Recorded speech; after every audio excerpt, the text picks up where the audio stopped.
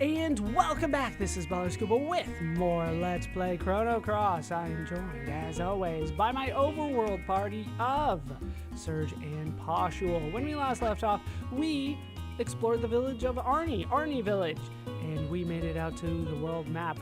We were told specifically that we needed to go to Lizard Rock, and we were told explicitly not to go over to the east to the Hydra Marshes, but we weren't really told anything about our other two locations. So let's head to those other two locations and see what we can find there. Our first stop, Fossil Valley South.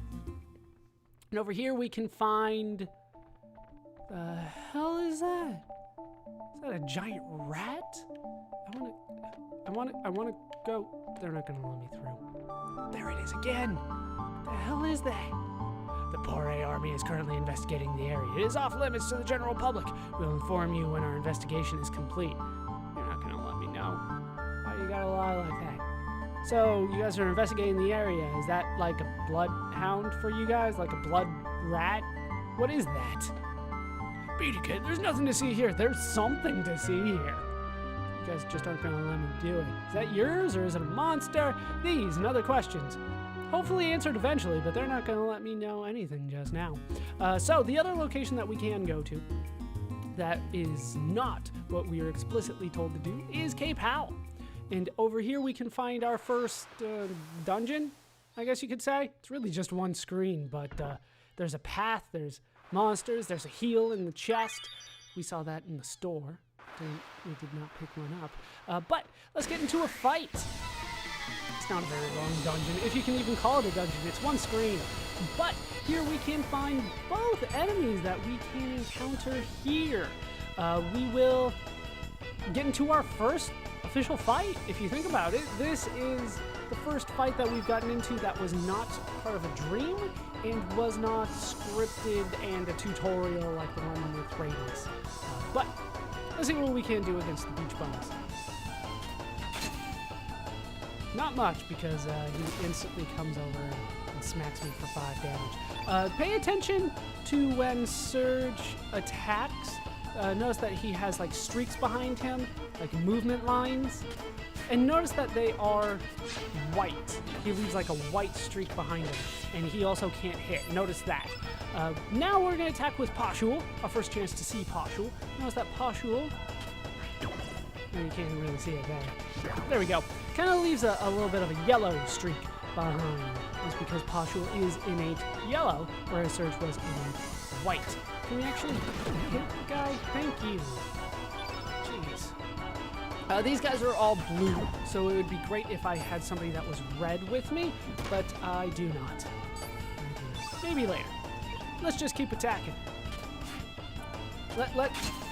Surge, you're really making me look bad here.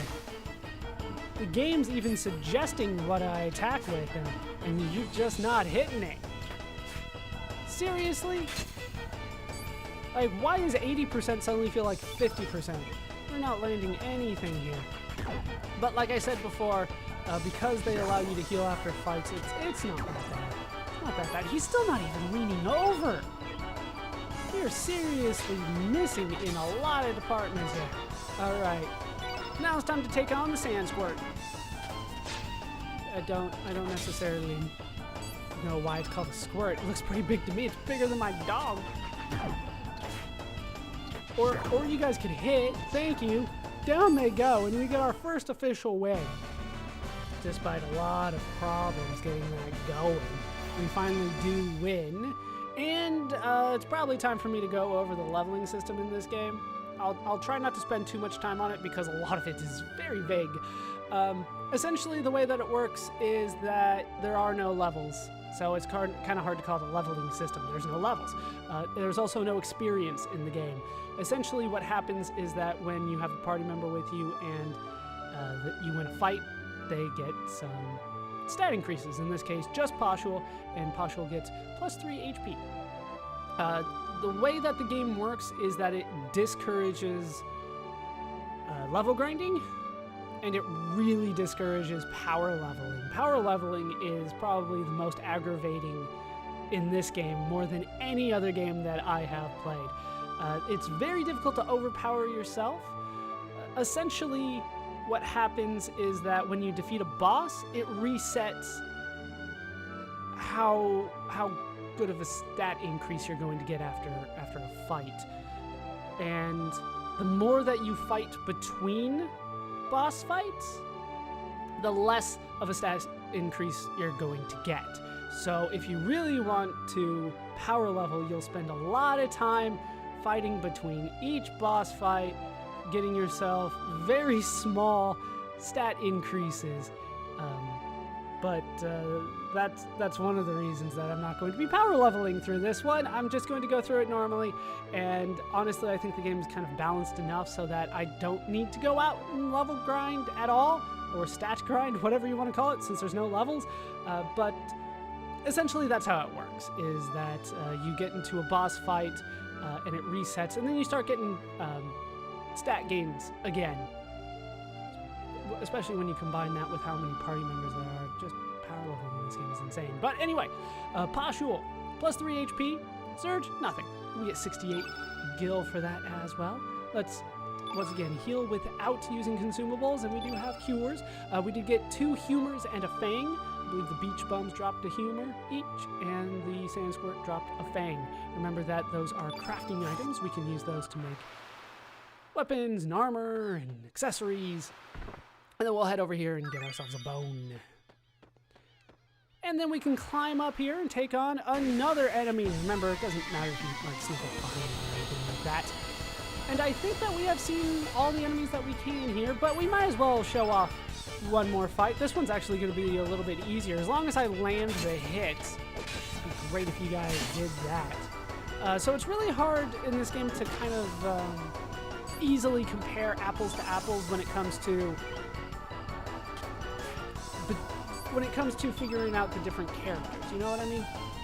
You know, it's real easy in other games when you just go, this character is level 50 and this character is level 40. That means the level 50 character is pretty much a lot stronger than the level 40 character. It doesn't work that way. You have to actually look at the individual stats in this game when you swap in and out characters.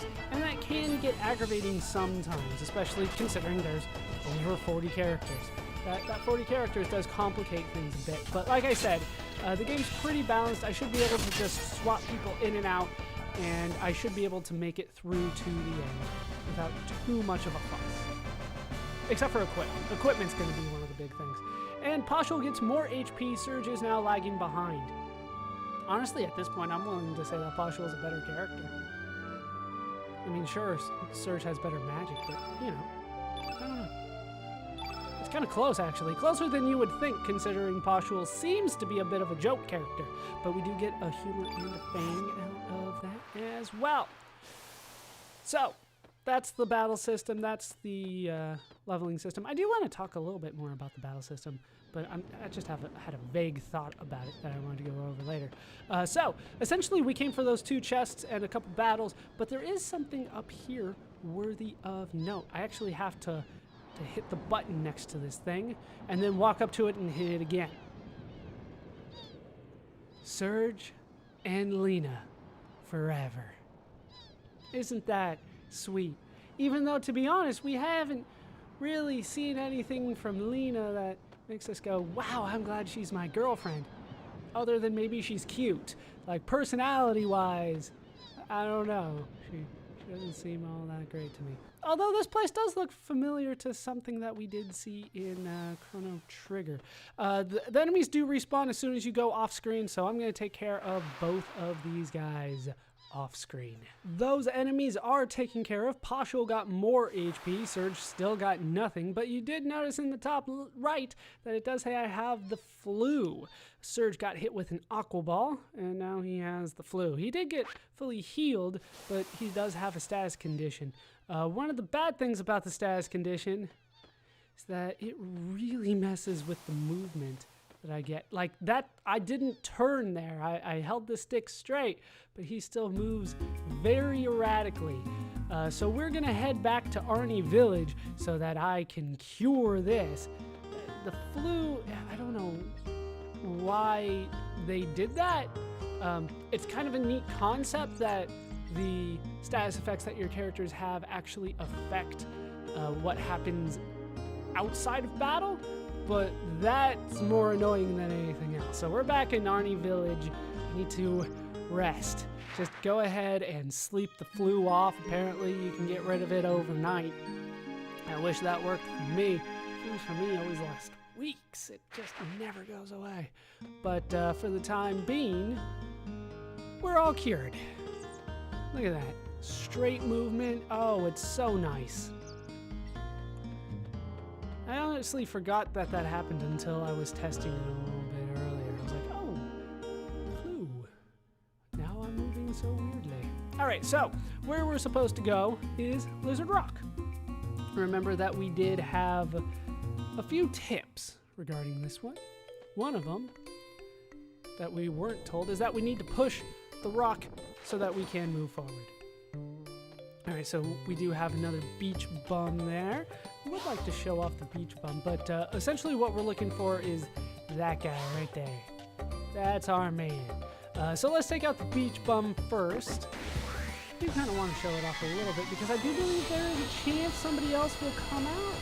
No, maybe not. But I do have a chance of actually showing off an aqua ball, and I would like to show that off, and we do have a different background, so couldn't hurt too much as long as we land all of our hits. We do, but it doesn't kill him. I'd love it if I got a strength increase. Notice that as I use stamina, Surge gains the same amount of stamina.